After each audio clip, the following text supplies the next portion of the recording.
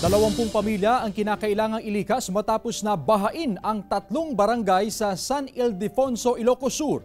Para sa detalye, may live report si Ivy Hernando. Ivy?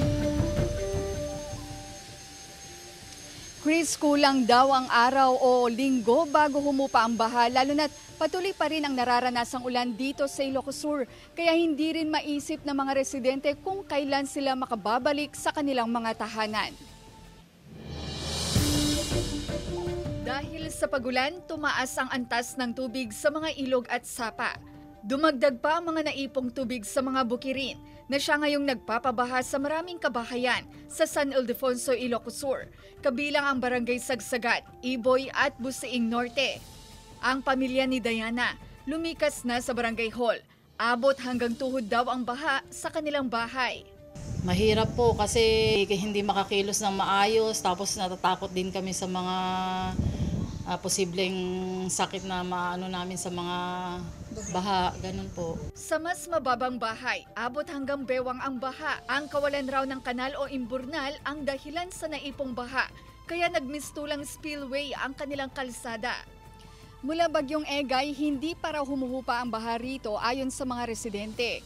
Ngayon sinundan pa ng Bagyong Goring, kaya posible raw na aabutin pa ng ilang buwan bago tuluyang humupa ang baha. Yun nga, mula nung ito, natapos na yung kalsada. Ito naman, gumanda yung kalsada pero yung mga residential namin, yun na ang nasira.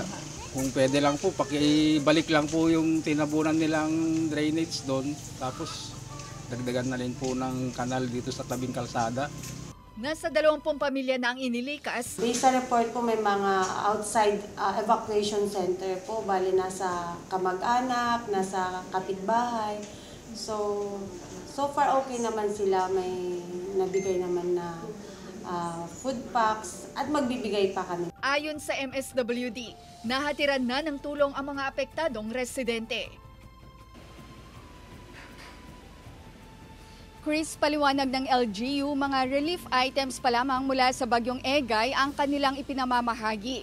Naabutan na raw kasi ito ng sumunod na Bagyong Goring, kaya naman patuloy pa rin ang kanilang pamamahagi sa mga apektadong residente. Chris? Maraming salamat at ingat kayo, Ivy Hernando.